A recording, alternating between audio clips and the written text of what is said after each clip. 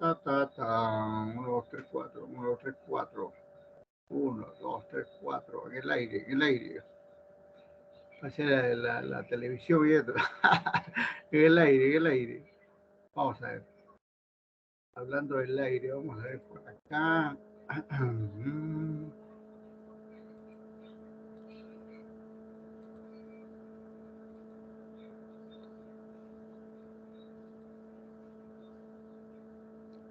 Bueno, recuerda con el sílabo ahí vamos a hacer una reiteración aquí a las amortizaciones de las distintas transacciones financieras, ¿no? Que se pueden dar especialmente en los créditos, ¿no? Con este método francés, alemán, americano, que es de lo más recurrente en los créditos empresariales, ¿no? Entonces nos vamos a ir a hacer este recordaris, porque esta parte ya lo hemos visto, pero por aquí al final casi de la asignatura nos pide que hagamos un repaso de todo esto. Bueno, y tenemos ahí la definición de amortizaciones, los distintos métodos o modelos que existen, como al menos estos tres y otros dos más que en otro momento lo hemos visto. Y luego la competencia que ustedes van a lograr como siempre, ¿no? Que tengan una visión clara, precisa, contundente de amortizaciones, ¿no? De amortizaciones de crédito, ¿no? Comprender y aplicar todo esto del método, comprender primero y aplicar, o sea, caso práctico, ¿no? El método francés, el método alemán, el método americano, ¿no? Y como consecuencia de ver lo anterior, a analizar pues cuál es lo relevante de todo esto, cómo lo podemos aplicar esto, pues solamente teórico, ¿no? Ahí estaremos dando las pautas necesarias, ¿no? Vamos a ver, ahí estamos con la amortización, ¿no? Pero en términos financieros, asumiendo, digamos, que se tiene un crédito, una amortización es esto que se señala acá como una extinción gradual de cualquier deuda durante un periodo de tiempo. Si son 12 cuotas y amortizo una, ya me quedan 11. Si por ahí ya pagué como 6 y son 12, ya solamente me quedan otras 6, ¿no? Y así por el estilo. O sea, cada, cada pago contiene amortización, ¿no? Pero hay que entender lo siguiente, ¿no? Que esta amortización no es otra cosa que la devolución del capital, ¿no? La devolución del capital inicialmente obtenido, ¿no? Si, por ejemplo, tenemos 100.000, si hemos recibido 100.000 de crédito y lo vamos a pagar en 10 cuotas con amortizaciones iguales, naturalmente que cada cuota serán 10.000, ¿no? Si son 10 cuotas, 100.000 entre 10 nos da 10.000, ¿no? Pero 10.000 solamente la amortización, que no es otra cosa que la devolución del capital que estamos haciendo. Sobre eso vendrán pues los intereses, ¿no? Y además de los intereses, otro concepto, como también lo hemos comentado, seguro de gravamen, gastos administrativos, comisiones, mantenimiento de cuenta, etcétera, etcétera. Pero los puntos principales son este tema, las amortizaciones, que es la devolución del capital, y el otro, la tasa de interés.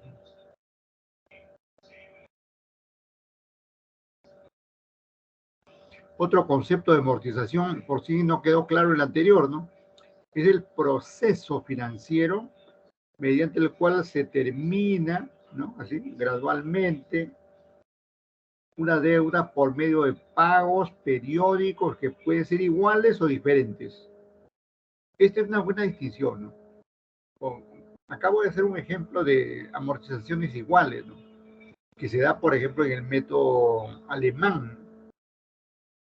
Pero en el método francés, por ejemplo, las amortizaciones son diferentes. En el método francés haciendo recordaris, las cuotas sí son iguales, ¿no? Pero hay que entender que la amortización es parte de la cuota. La amortización más el interés es la cuota. La amortización más el interés y más otro concepto que eventualmente esté cobrando la entidad financiera constituyen la cuota correspondiente. Y esa cuota que estoy mencionando es sinónimo de la anualidad que hemos estado conversando las semanas anteriores, ¿no? Y que por ahora lo dejamos descansar, pero no del todo, porque el término, digamos, de anualidad también entra aquí en esta parte. En buena cuenta, la amortización es el pago parcial del capital, ojo ahí, pago parcial del capital o préstamo recibido, ¿no?, de un determinado agente financiero. Exacto, así lo debemos de entender, ¿no? Y aquí hay que sintonizarnos bien el asunto porque a veces hay confusión, ¿no? Se cree que la amortización es igual a la cuota, ¿no? Y estoy reiterando ahí, la amortización es una parte de la cuota. A través de la amortización estamos devolviendo solamente el capital. Además, tenemos que asumir los intereses y otros gastos diversos del sistema, ¿no? Así debemos entenderlo. Y eso a veces confunde, ¿por qué? Porque no se dice, por ejemplo, eh, la tabla de la tabla de cuotas, no se dice, ¿no? No se habla de tabla de cuotas, ¿no?, sino se habla, digamos, de la tabla de amortizaciones. Pero la amortización es solamente un concepto, ¿eh?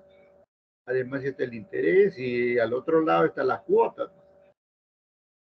Pero por eso a veces hay algunos conceptos ahí que nos pueden llevar a la confusión, ¿no? Repito, la tabla de amortizaciones es en realidad una tabla de pago de las cuotas. Por eso que más bien, en mi caso, por ejemplo, estimo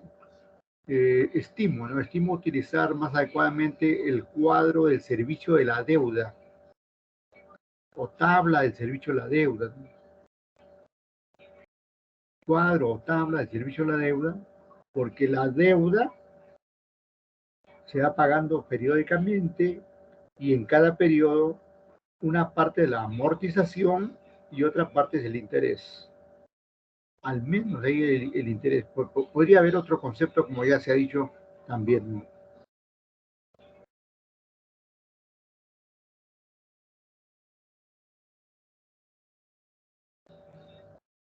A ver,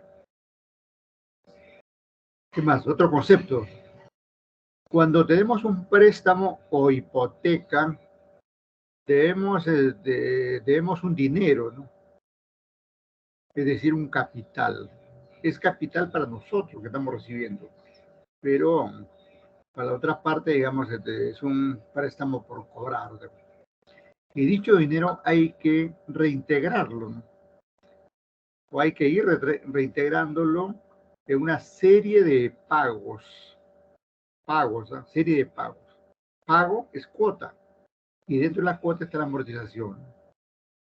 Cada uno de esos pagos está compuesto, miren ahí, por los intereses que hay que hacer frente y por la parte del capital o principal, que es la amortización, ¿no?, que se cancela.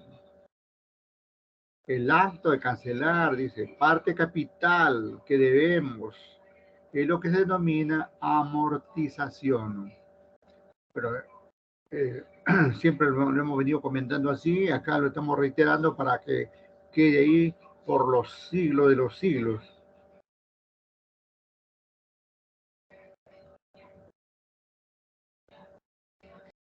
Pero aquí hablamos ya de los sistemas, ¿no?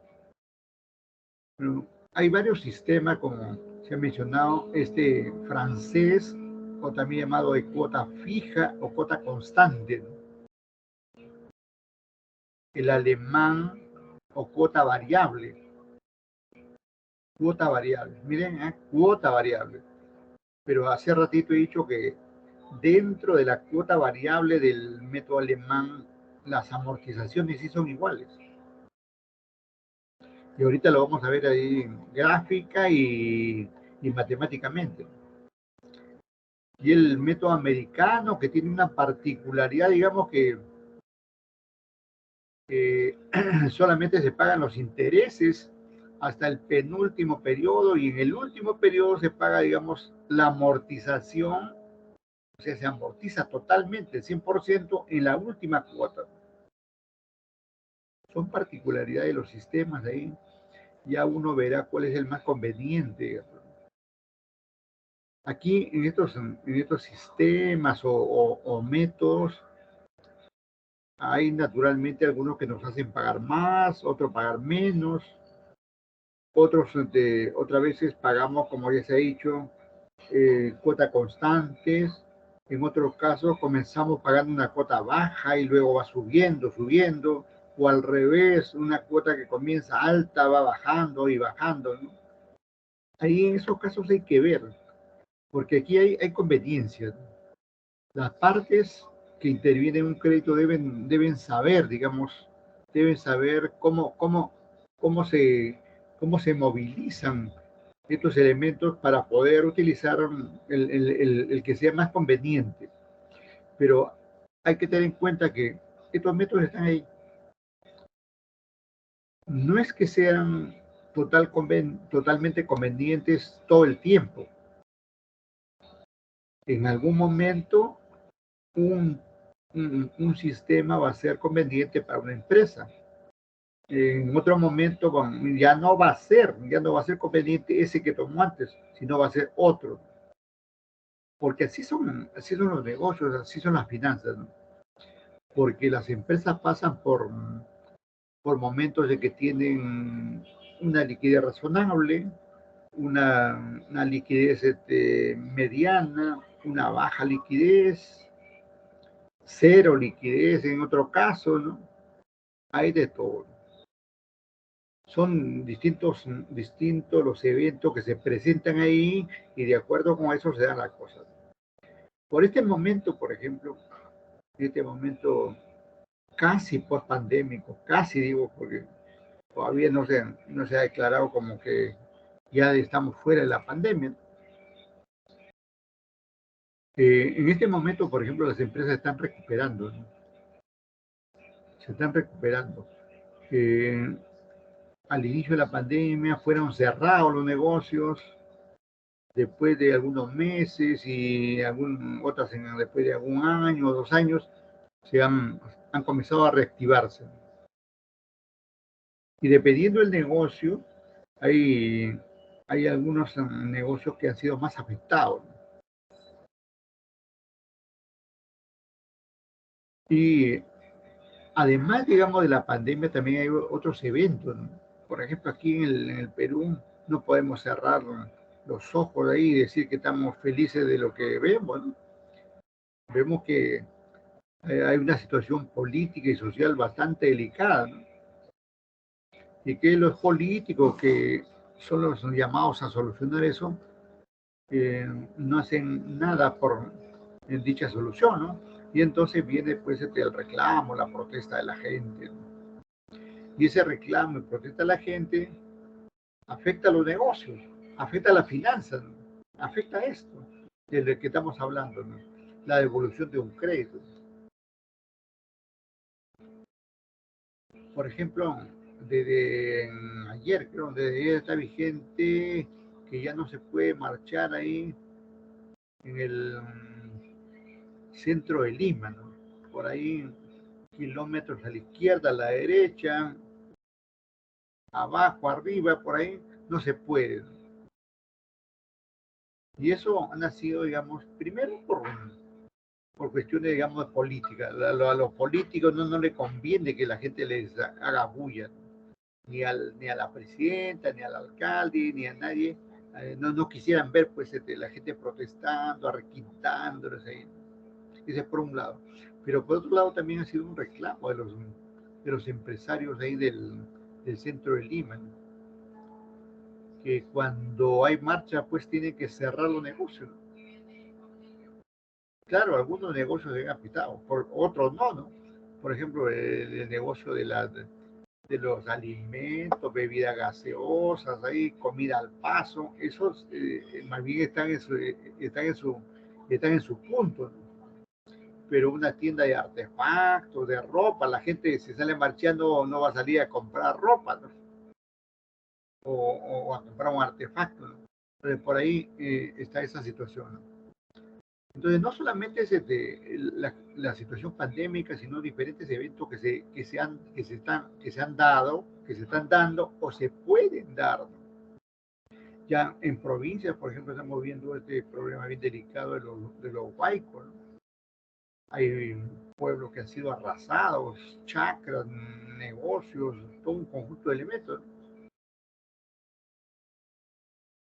En otras partes del mundo están tanto y peor con esa situación, al menos los turcos, los sirios, ¿no? Con ese terremoto que, le- que han tenido, ¿no? Por otro lado hay guerra y todo eso. Bueno, todos esos eventos que menciono, ¿por qué lo menciono? Porque afectan las finanzas, ¿no? De todas maneras afectan las finanzas, ¿no? Incluso, miren, desde la familia, ¿no? Si el padre de familia se enferma, inmediatamente se afecta a sus finanzas. Si el padre de familia celebró el Día del Amor y recién se despierta mañana 17,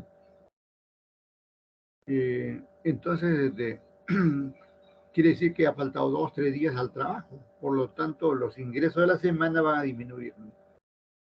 Y de repente tiene problemas por el alquiler, el agua, la luz, el teléfono, el cable y todo eso. Las finanzas, ¿no? Que se afectan las finanzas. Bien, bien. Hablando, digamos, de esto de las marchas y contramarchas, también una buena noticia es que ya abrieron, digamos, Machu Picchu, por ejemplo, que había estado cerrado. Y hay mucha gente que vive, digamos, del turismo, ¿eh? Aparte, aparte de los grandes empresarios, ¿no? Porque grandes empresarios es el que maneja el tren, el que tiene el tren, los que tienen cadena de hoteles y restaurantes por ahí, pero también está el pequeño empresario, ¿no? Entonces, ante el cierre, digamos, de, de, de dicho atractivo turístico mundial, naturalmente los negocios se han venido a pique, ¿no? A pique. En algunos casos, algunos empresarios también están exagerando, ¿no? Que han perdido tantos millones y millones, ¿no? Eso lo hacen un tanto, digamos, para picarle al Estado, ¿no? Como se dice, ¿no? A picarle al Estado. Ya se verá ahí, pues, ah, en la realidad cuál ha sido la pérdida real, ¿no?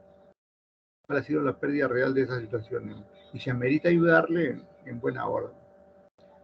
Bien, bien, entonces todo esto pasa con las amortizaciones. No amortizar un crédito es atrasarse, es incurrir en mora, pero también podemos adelantarnos en la amortización, ¿no? Como eso ya lo hemos visto en otro momento y que le hemos llamado, por ejemplo, los famosos descuentos. Si te debo 3 cuotas ahí al final de un crédito y te pago hoy esas 3 cuotas, tiene que hacerme un descuento. Bueno, o sea, ya vemos ahí que se interrelaciona. Si me atraso, me castiga con el interés moratorio. Si me adelanto en el pago, tengo que exigir, ¿no? Tengo que exigir y tengo derecho, digamos, a un descuento, ¿no? Porque estoy cumpliendo, primero que estoy cumpliendo, y el que cumple ya, digamos, es algo ventajoso, porque cuando una empresa da un crédito, no sabe, digamos, si su cliente va a cumplir. Y lo peor que le puede pasar es que no cumplan. En otros casos, algunos dicen, que se atrase un poquito, ya seguramente no pagan. Y así, cuando una empresa entrega crédito, tiene que hacerse ahí a varias cosas, ¿no? A que no pueda cobrar a que le paguen cuando quiere el deudor, tiene que darle ventajas al deudor, porque de alguna manera el deudor en esa parte tiene el sartén por el mango. Y hay algunos deudores ya avesados, en el sentido, digamos, que interés moratorio, de denuncia judicial, le da igual. Son terribles, ¿no? Son terribles algunos, ¿no? Felizmente no todos, ¿no? Felizmente no todos, y eso permite, digamos, que haya, que no se pierda la confianza, ¿no?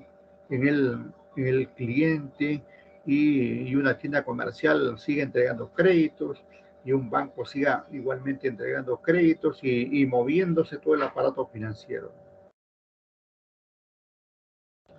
Vamos con los préstamos, ¿no? Porque todo este conjunto de amortizaciones eh, más se da, digamos, ahí en términos de préstamo, ¿no? Aun cuando también puede ser en crédito de bienes, ¿no? Artefactos que se pagan a plazos, etcétera. Es en forma similar, ¿no? Pero la esencia, digamos, está aquí en los préstamos. En términos conceptuales, podemos decir que un préstamo, como dice acá, es una fuente de financiamiento, ¿no? Para una persona, para una familia, para una empresa, ¿no? El hecho de pedir un préstamo es que nos va a llegar un capital, vamos a recibir un capital, ¿no? Pero como contrapartida, digamos ahí, vamos a contraer una deuda, ¿no? Que también entra dinero, pero nos quedamos ahí, como se dice en la jerga criolla, enganchados, endeudados, ¿no? Y así lo es para una persona, para una familia, para una empresa, incluso para los países, ¿no? Los países no tienen créditos a través de la emisión de bonos, están endeudados, ¿no? O pidiendo créditos al Fondo Monetario Internacional, Banco Mundial, etcétera. Y hablando, por ejemplo, en este caso era de la ONU, ¿no? La ONU, para este caso de Turquía y Siria, por ejemplo, están viendo, digamos, cómo los países pueden ayudar, ¿no? Pueden ayudar. Estos organismos tienen fondos que administran, ¿no? Y entonces ahí, pero para eso, digamos, tiene que haber el aval de todos los países miembros de estos organismos tienen que aprobar. El asunto que en este caso ni siquiera es discutible, digamos, negarle un crédito a estos países o algún beneficio, hasta regalarle, digamos, el dinero para que salgan de esa catástrofe que han tenido. Y lo peor es que ningún país está libre de eso. Nosotros ya hemos estado en esa situación. Podemos estar otra vez también. Desgraciadamente es así, nunca se sabe. Bien, un préstamo es la base para disponer de recursos, claro. Y ahí comienza, digamos, un detalle, ¿no? A nivel de micro, pequeños empresarios que obtienen crédito, pero luego se emocionan ahí y en vez de dedicar ese dinero ahí para capital de trabajo, para comprar mercadería, para comprar materias primas, ¿no? Para asumir su deuda, comienzan, digamos, a comprar para la casa el artefacto, la camioneta, ya no quiere mototaxi, ya no quiere bicicleta, ya no quiere tomar taxi, ya no quiere tomar el tren, sino quiere tener su vehículo propio. Y entonces es factible, ¿no? Al final lo vas a pagar, pero no estás utilizando el préstamo en lo que deberías utilizarlo en el caso de las empresas. Bueno, para la familia vale, pues, ¿no? Pero aún también las familias tienen que priorizar, ¿no? Priorizar. Si no tengo casa, no voy a comprar carro primero. No suena tan lógico. Aun cuando, si el carro me va a dar más recursos, valdría la pena, ¿no? Pero si lo voy a utilizar ahí para que esté ahí parado y más bien me genere costos, gastos, pérdida, incluso que pudieran quitármelo, robármelo, mejor te apuesto, digamos, por un bien raíz, digamos. Hay que saber ahí, hay que saber manejar las finanzas, ¿no? Por eso que hay cursos especiales de finanzas personales, finanzas familiares, ¿no? Finanzas empresariales, ¿no? Porque para cada caso es un tema aparte. Y eso que, por ejemplo, miren, te comento esto de los micro y pequeños empresarios. En algún momento decían que el problema de los micro y pequeños empresarios era que nadie le daba dinero y por eso no podían hacer negocio. Y al final eso es falso, ¿no? Porque no solamente en la banca misma, ¿no? En la banca misma hay programas para microempresas, ¿no? Y también hay otras entidades que son microfinancieras, ¿no? Como las cajas municipales, cajas rurales, ¿no? Las mismas financieras son especialmente orientadas para las micro y pequeñas empresas, ¿no? Hacen lo que se llama técnicamente microfinanzas. ¿Cuál es el problema en realidad de un micro o pequeño empresario? Es no saber gerenciar su empresa y no saber gerenciar el dinero que recibe, como con los ejemplos que he dado ahí, que comienza a comprar, ¿no? con cosas banales ahí, ¿no? Si yo tengo un negocio y quiero digamos, que mi negocio surja, recurro a un crédito, pero lo debo utilizar totalmente en mi negocio. Y antes de que solicite el préstamo ya debo prever en qué lo voy a utilizar, porque el dinero desde que uno lo obtiene comienza a perder valor por efecto de la inflación, ¿no? Por efecto del tipo de cambio, etcétera. Entonces, el empresario ya debe haber programado, digamos, un conjunto de actividades que tiene que cumplir para utilizar ese crédito. El dinero no tiene por qué estar, digamos, siendo mal utilizado. El dinero no tiene por qué estar, digamos, ahí descansando, tiene que estar trabajando. Creo que le comenté, digamos, ese dicho de Robert Kiyosaki, ¿no? Robert Kiyosaki es un gurú de administración, finanzas, ¿no? Es el autor de Padre Rico, Padre Pobre, ¿no? Es una suerte de novela ahí que narra, digamos, narra con algunos ejemplos ahí cómo es que vive, digamos, un padre que tiene dinero y otro que no tiene. Bueno, no le voy a contar el libro, pero hay una situación que menciona por ahí, entre tantas situaciones, ¿no? Dice que los pobres trabajan para tener dinero. O sea, nosotros tenemos que estar chambeando de las 8 hasta las 11, 12, la 1 de la tarde, chambeando, ¿no? Siguiendo ahí las actividades, ¿no?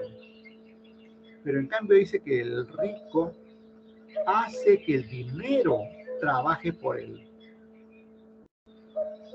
Eso quiere decir, digamos, que si tienes dinero, hay que hacerlo trabajar. Poco, mucho o bastante que pueda tener, tiene que estar trabajando.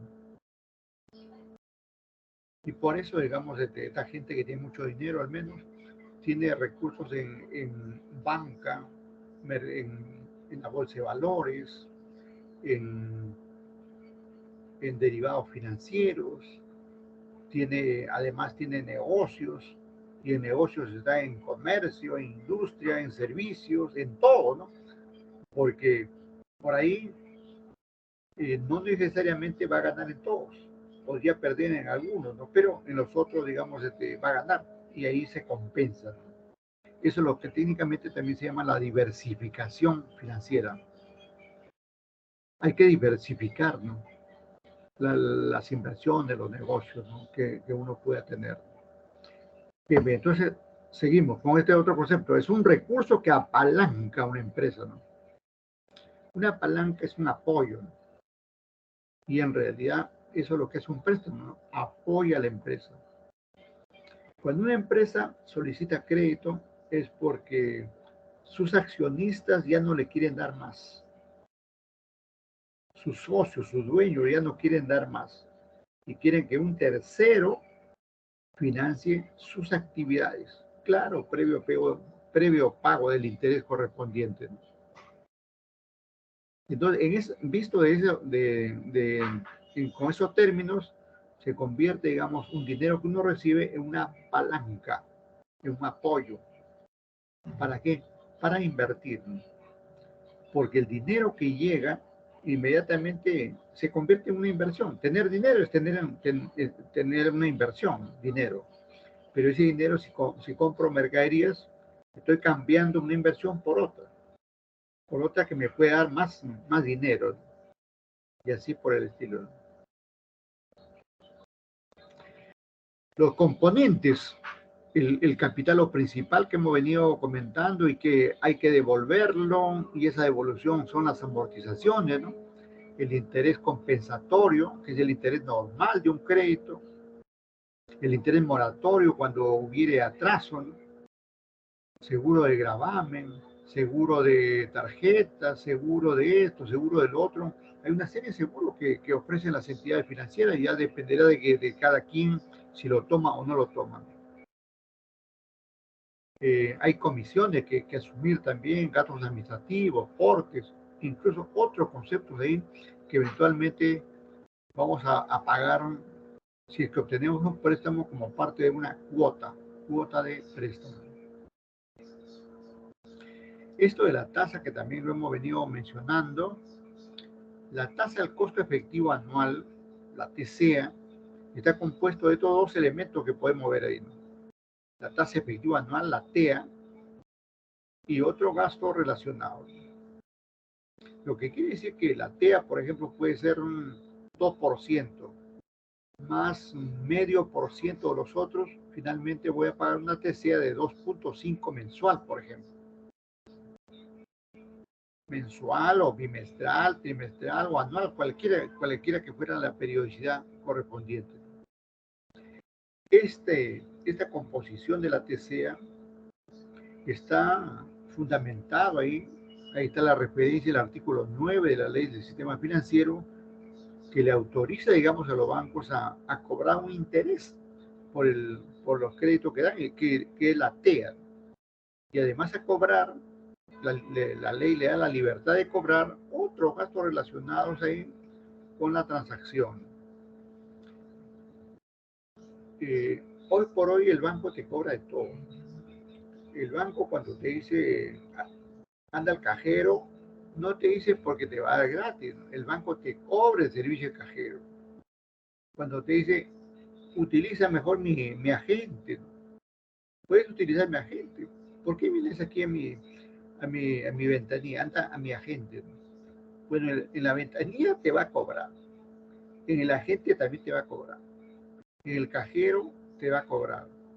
Si utilizas la red, igualmente te va a cobrar. Porque finalmente el servicio de Internet es un servicio que paga el banco, ¿no?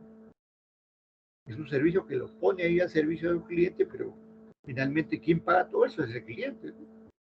Siempre en todo negocio, ¿no? Cualquiera que fuera el negocio, el que termina asumiendo todos los costos de una empresa somos los clientes. Y entonces todas las gollerías que pueden tener los banqueros y bancarios, todo el lujo, el, la belleza, si cabe el término, de una agencia, de una entidad bancaria, la asumimos nosotros. La asumimos nosotros finalmente. En estos términos, en el término de la TCA, ¿no? Hay,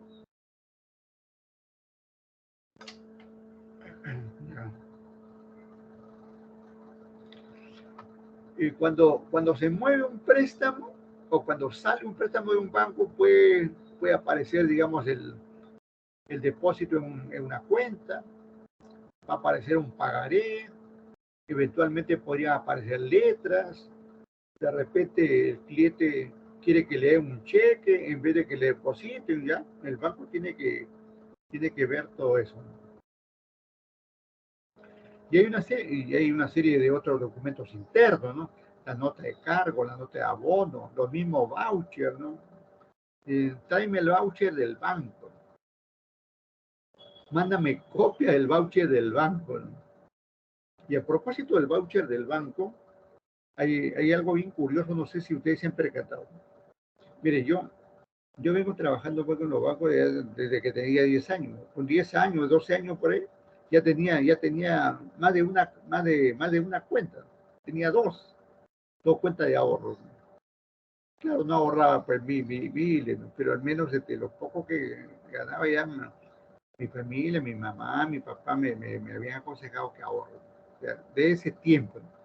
Y antes, por ejemplo, había una libreta donde uno iba, depositaba, le daba la libreta, lo metían en una máquina, lo digitaba ahí y luego firmaba el empleado y ponía un sello ahí. Pero luego hemos visto que con esto de los vouchers, por ejemplo, ustedes ven que ya nadie firma y ni siquiera el voucher tiene el papel, tiene el sello del banco. Nadie te sella, ya no hay sello, ¿no? Ya no hay sello. De modo que si el banco te da un voucher y le diera la gana de negar que ha recibido tu dinero, lo podría hacer. Porque ese papel no tiene por ningún sitio dice que digamos que le corresponde a tal o cual banco. Si bien es cierto, sale el código de la cuenta y todo eso, pero eso podrían aducir que ha sido hecho por ahí, que es una copia bamba por ahí. Podrían hacerlo. Felizmente no lo hacen, ¿no? Felizmente no lo hacen, ¿no? Pero en realidad, esto no lo digo desde hoy, no hace como, desde 10 años a esta parte he venido comentando así, que nosotros los usuarios deberíamos exigir. Yo a veces, por ejemplo, cuando me acuerdo, porque tampoco, cuando me acuerdo, voy a un banco, le digo, pero ¿y su firma? Póngale ahí su firma. ¿Firma? No, si yo no tengo firma, póngale nomás. O tiene miedo, o quiere engañarme. Entonces, le, le, le trabajo así de esa manera, ¿no? Entonces ahí ya el empleada ya le mete un garabato, ¿no? Que seguramente es un garabato de mala gana, todo. Pero al menos ya quedó ahí que escribió, ¿no?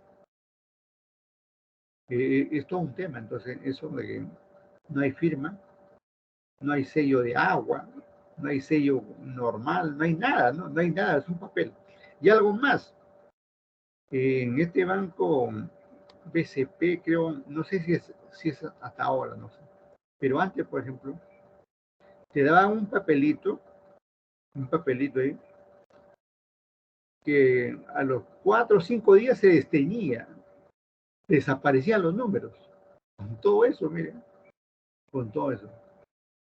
De forma que si uno recibía un voucher tenía que fotocopiarlo y guardarlo, o ahora como se estila, digamos, tomarle la foto y tenerlo ahí, porque el papelito ese se borra, o se borraba, quiero decir. No sé si es hasta ahora sí, pero se borraba a los 2 o 3 días. Y al menos, por ejemplo, si estaba uno cerca de una ventana con el sol, más rápido se desaparecía el número. Y esto lo digo porque yo tenía por acá, por el Girón Chincha, tenía una oficina que me daba ahí, mi ventana daba, digamos, a la calle, y el sol, digamos, toda la mañana, digamos, llegaba bien fuerte en esa parte. Entonces, yo dejaba ahí papeles ahí en el escritorio. Cuando veía, ya no había, digamos, no había números ahí, y esos vouchers, ¿no? Y eran documentos de los clientes, ¿no? Pero todo eso tienen los bancos, ¿no? Que trabajan, digamos, de una forma media capciosa, ¿no? Como para no asumir responsabilidad, ¿no? Porque ¿qué les cuesta, digamos, ahí hacer, digamos, su papel con su logo, ¿no? Con su logo ahí como marca de agua, creo que le llaman. Debería tenerlo, ¿no? Debería tenerlo así, ¿no? Y si no quieren, pues un sello, una firma, un garabato ahí, que sería, digamos, daría, digamos, más seguridad a la gente, ¿no? De repente lo hacen porque eso le quita tiempo. De repente, por eso, eso pueden aducir, ¿no? Pero esas situaciones tenemos ahí en los bancos. Hay cosas que deben cambiar en ese sentido, digamos, para bien de la clientela. El cliente, digamos, y el cliente no necesariamente son jóvenes que con una más comprensible para ese sistema, ¿no? La gente, la que maneja el dinero es gente mayor. La gente que maneja billete, como de, es la gente mayor. Y la gente mayor sabe las experiencias de antes, como ha sido antes. Entonces le gustaría, digamos, que le den la seguridad de ese tipo, ¿no? No quiero decir que todos los jóvenes no tengan dinero, ¿no? Pero por lo general a veces no se trabaja, pues, y no tiene tener una propina ahí para algo, ¿no? O habrá algunos jóvenes que trabajan ya o de familia tienen dinero, ¿no? Que no es el caso de todos, ¿no? Pero puede darse esa situación, ¿no? Vamos con los sistemas o tipos, ¿no? Francés, alemán, americano, ¿no? Y esta es la gráfica que también en otro momento lo hemos presentado, ¿no? El primero, miren ahí, el primero, tenemos ahí, primero el sistema francés. ¿Qué podemos ver aquí en el sistema francés? Primero que la cuota es constante. Miren, todos los meses pagamos lo mismo. Toda esta barra es un mes. La otra barra es igual. O sea, por externamente es igual. Cuota constante. Pero internamente cambia la figura, ¿no? Porque internamente, ¿qué cosa es? Este celeste más oscuro, o casi azul ya, bueno, azul digamos, este azul son las amortizaciones. Y el otro, el celeste, son los intereses. En el otro, el sistema alemán, ¿no? En el sistema alemán. Bueno, en la parte inferior dice color celeste oscuro o azul, ¿no? Son las amortizaciones. Y el color celeste claro son los intereses. Bueno, ahí está la nota. Bueno, mire, el sistema alemán, ¿qué vemos ahí? Vemos ahí que las barras son diferentes. Comenzamos pagando alto, una cuota alta. Pasan los meses y al final pagamos una cuota chiquita, ¿no? Y la particularidad, como ya lo había adelantado, es que la amortización, este azul, este celeste oscuro o azul, eh, es, es constante, ¿no? Es igual, ¿no? La amortización. Lo que cambia entonces son los intereses, los intereses. Y en el sistema americano, ¿qué pasa? Que todos los meses no amortizamos nada, ¿no? Solamente pagamos el interés, pero en el último periodo amortizamos todo el préstamo, además del interés del último mes. Entonces, como le dije hace un momento, a cada quien le convendrá, pues, le convendrá utilizar cualquiera de estos. Por ejemplo, una empresa que está acostumbrada a pagar, digamos, ya una cuota así fija, irá por el método francés, ¿no? Otro que es un negocio, digamos, que ya tiene mercado, que tiene clientela, que está seguro, que puede volver, escogerá el sistema alemán, ¿no? Donde comienza pagando alto y al final paga menos, ¿no? Y otro que no querrá, digamos, pagar nada durante la mayoría del plazo, sino solamente los intereses, porque necesita ese dinero, utilizará el método americano y hará, digamos, un solo pago de la devolución del capital en en la última cuota. Aun cuando para eso, como ya he dicho en otro momento, hay que tener una cultura del ahorro, ¿no? Ya sea internamente o depositándolo en el mismo banco o en otro, tiene que ir guardando ahí para tener, digamos, para devolver todo ese capital al final. Porque imagínense que ese capital al final sea 500.000. Tiene que devolver en una sola cuota esos 500.000, medio millón. Esos 500.000 más el interés correspondiente, que podrían ser 520.000, 530.000, ahí en una sola. ¿Y de dónde sale todo eso? Pero para eso hay que cultivar el ahorro correspondiente.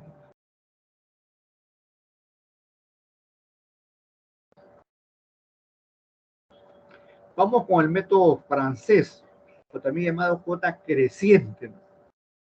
Cuota creciente. Bueno, y ahí ya lo acabamos de presentar. Así funciona esto. Por acá también hay un ejemplo aquí.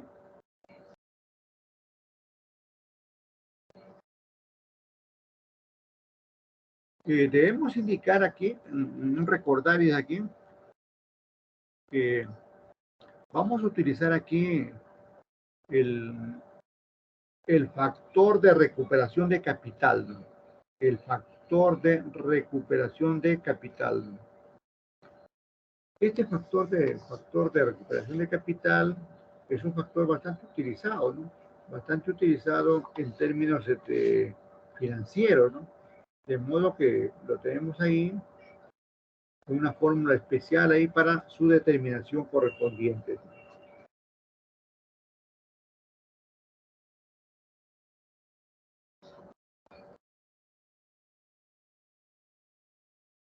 La recomendación es que tengamos a la mano, digamos, esta fórmula.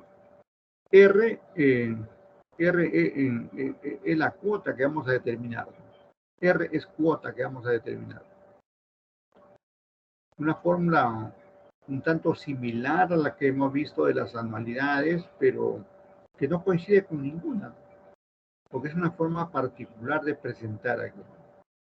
Y vamos a ver aquí, hacer una comparación aquí, con una anualidad vencida. A ver, anualidad vencida en términos de ninguna, podemos ver aquí ninguna fórmula de la que hemos visto se le parece. Bueno, de parecerse se parece, ¿no? Digamos, pero no es igual, ¿no? Pero no es igual, ¿no? Eh, en la clase anterior estuve comentando que aquí en términos financieros se han ido inventando ahí una serie de artificios formulísticos para, digamos, cobrar lo que corresponde de un préstamo. Y entonces encontramos ahí este factor de recuperación de capital. Este factor de recuperación de capital es esto que está dentro del corchete, ¿no? Dentro del corchete, a ese se le conoce como factor de recuperación de capital. Por lo que podemos decir que R, o la cuota constante aquí, la cuota constante es igual a P, que es el capital, por el factor de recuperación de capital, FRC, factor de recuperación de capital. Bueno, también aquí tenemos otra forma de representar o obtener R, ¿no? Otra forma de obtener R, ¿no? Igualmente, eso que está dentro del corchete pareciera igual, digamos, a otra fórmula que hemos visto, ¿no? Pero estoy comparándolo, por ejemplo, viéndolo aquí. Recuerda que hablamos de FAS, factor de actualización de la serie, ¿no? Pero por ahí se parece, digamos, a la forma del FAS, pero no es, ¿no? No es el FAS. Porque en el FAS, arriba va 1 más I a la N menos 1, ¿no? Y aquí es 1 más I a la N por I, ¿no? O sea, es exactamente al revés. El, el FAS, el FAS, el numerador del FAS, aquí es, en este caso es de denominador. Y el denominador del FAS es numerador acá, ¿no? Son artificios formulísticos que se han establecido para cobrar los créditos correspondientes mediante este factor de recuperación de capital. Pero tenemos este caso, ¿no? Este caso que por ahí en una clase anterior ya lo habíamos indicado, porque esta clase es una repetición de los temas, como ya mencioné al inicio. Pues tenemos ahí, mire, el préstamo, 206,000 y tanto. Meses de pago, solamente 4 meses. Y tenemos la TEA. Ahí debemos darnos cuenta que el plazo está en meses y la tasa está en años. Entonces ahí hay un trabajo previo que realizar. De modo que el trabajo previo, ¿cuál es? Convertir la tasa anual en tasa mensual. O si quieres, al revés, convertir los 4 meses en años, ¿no? También podría hacerse, ¿no? Y al final va a ser igual, ¿no? Bueno, y ese es un primer punto, como podemos ver aquí en el desarrollo. Mira, el desarrollo 1, determinación de la tasa mensual. Y ahí se ha aplicado la fórmula, aun cuando la vez pasada también le dije que aquí hay un error, aquí al reemplazar los datos acá, no se ha puesto a la raíz de 12, sino sobre 12. Acá debe ser 1 sobre 12 menos 1. Pero el resultado sí está bien. El resultado sí está bien. En este caso sale 2.61%. Esa es la tasa, ¿no? Esa es la tasa. Se ha considerado ahí solamente 4 decimales, podría utilizarse más si uno quisiera y ya está. Ahora, vamos a determinar, el segundo paso es determinar la cuota. Determinar la cuota constante que vemos ahí, ¿no?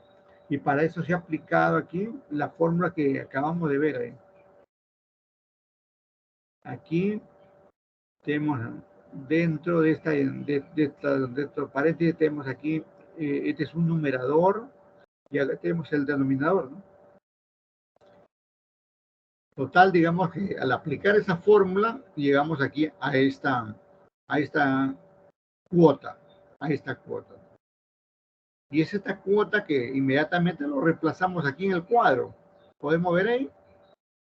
Para más detalle vamos a seguir lo que está en la parte inferior. Dice, 1. Se registra la deuda inicial y final. Está hablando de la tabla. Efectivamente, voy a buscar el lapicito por acá para ver. A ver, ahí, no. Uf,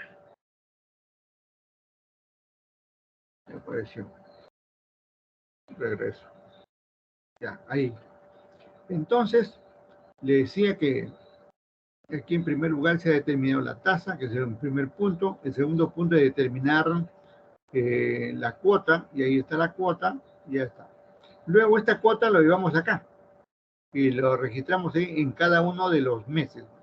Si es 20 meses, las 20 veces. Si es 4 veces como este caso, ahí está las 4 veces. Luego vamos a completar los otros datos de la tabla. Dicen 1, el procedimiento. 1. Se registra la deuda inicial y final. Y entonces ahí ya tenemos ahí la deuda final. Estamos con esto acá. Y ahí está la deuda inicial y final. Al final debemos terminar en 0, lógicamente. Luego agrega, la cuota determinada se anota en todos los periodos. Ya lo dijimos eso. Ya está. 3. Se determina el interés al rebatir el saldo de la deuda. El saldo de la deuda de cada periodo por la tasa. Por ejemplo, vamos con el primer interés. Voy a determinar este interés. Para determinar este interés, multiplico 206,002 por la tasa. 0.0261. Y voy a obtener esos 5,377 redondeados, lógicamente, porque aquí se ha redondeado para facilidad de cálculo. Y luego voy al numeral 4, el procedimiento. Se determina la amortización. La cuota menos el interés. Y ahí está la amortización de 49.527. Ahora, lo que falta es determinar el saldo de la deuda del siguiente periodo, ¿no? Y está en el número 5, ¿no? Saldo de deuda igual a saldo de la deuda anterior, 206.002 menos la amortización de 49.527 y obtengo esos 756.475. Y para el resto, digamos, para el resto recurriré, digamos, a lo mismo que se ha hecho anteriormente. De forma que ahí tenemos ahí algo muy, muy fácil, ¿no? Bueno, al menos en el papel aparece fácil, ¿no? Pero el asunto es que hay que hacerlo, ¿no? Hay que hacerlo. Ahora, entonces, para que ustedes hagan un caso, anote por favor ustedes. Anote, ustedes van a hacer un caso en este momento. Habrá un Excel y vamos a hacer este caso. Habrá un Excel, por favor, y vamos a hacer este caso práctico. Donde estamos por acá. Ya, ahí. Acá le ponemos 100.000. 100.000. Facilito, para que sea algo facilito. Por acá le ponemos meses de pago 5. 5 meses. 5 meses. Y para que avancen, no hay periodo de gracia, le ponemos la tasa efectiva mensual ahí. Una de 2%. 2%. 2% mensual. Ya es una tasa mensual. Ya no tenemos que operar nada por el estilo. Y la cuota es constante. Y lo que le vamos a pedir entonces aquí, ya no es determinar la tasa, porque está ahí. Le vamos a pedir esto, ¿no? Acá le pedimos determinar la cuota constante. Y la cuota constante mediante esta fórmula manual, ¿no? O sea, aquí manual. Y también le vamos a pedir la cuota constante con la función pago, ¿no? Aquí, entonces, función pago. También con esa función pago va a salir, ¿no? La función pago que lo hemos venido utilizando. Ya tenemos ahí dos maneras. Y lógicamente llenar la tabla, ¿no? El otro es llenar la tabla. Llenar la tabla. Y luego aquí, 4 le ponemos, en realidad 3, ¿no? Porque este primero ya no vale, ¿no? Aquí tenemos 1, 2, 3. ¿Qué podemos decir? Vamos a contabilizar, ¿no? Contabilizar en el deudor, al inicio.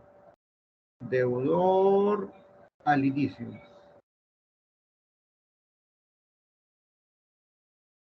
Ya está.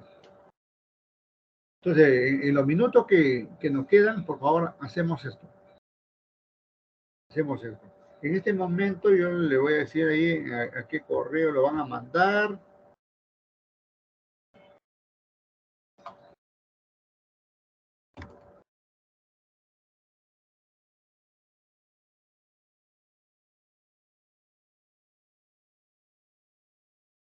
Está calentando, está calentando.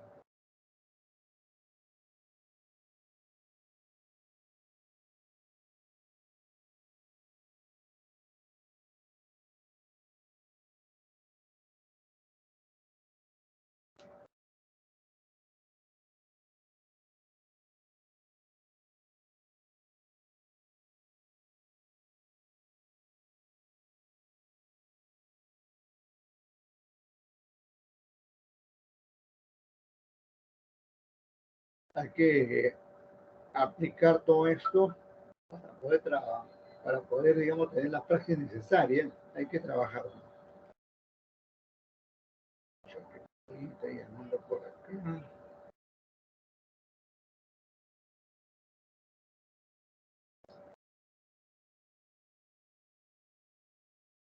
A ver.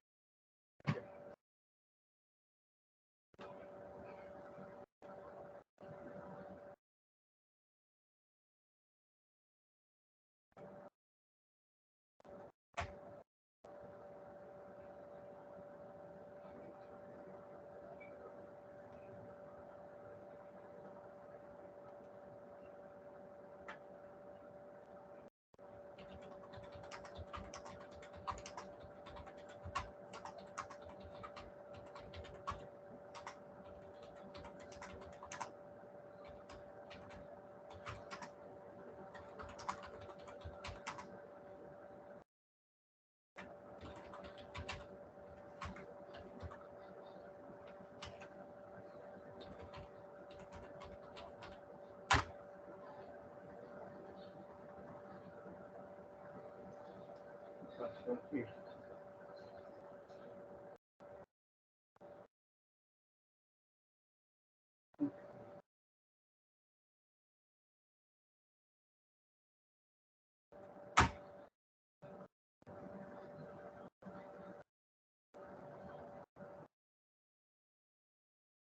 Bien, bien, entonces ahí está la indicación. Dice, en este archivo se ha corregido. No, ¿qué pasó? Que no salió nada. Uy, se eliminó. ¿Qué pasaba?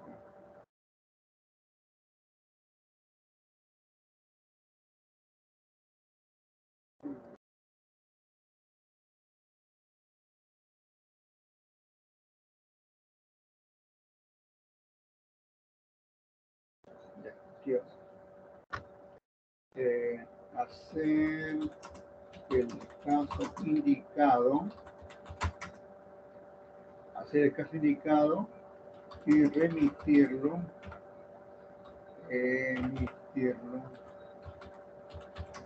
hasta las 09:40 AM de hoy al correo domingo hc arroba yahoo o yahoo ya bueno yahoo.com domingo-hc arroba yahoo.com.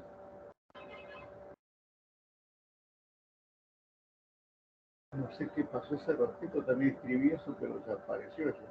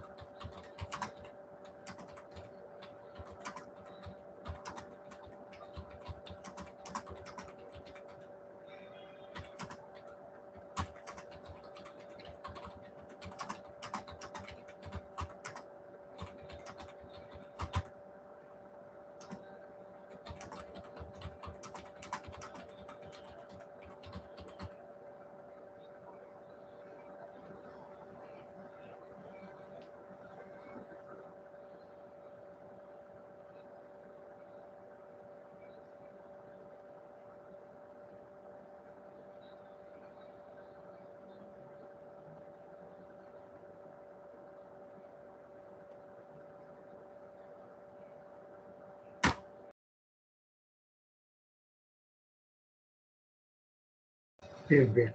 Entonces, estamos ahí.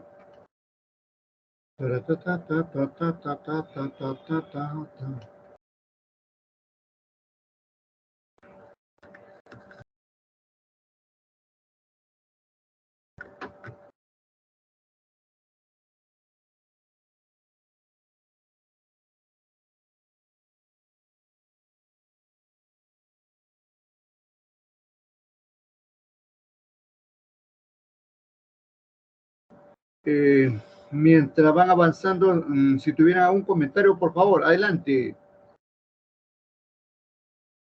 Comentario, pregunta, reclamo, protesta, marcha, marcha, marcha, cualquier ¿hay alguna situación, por favor? Adelante, adelante, con todo gusto.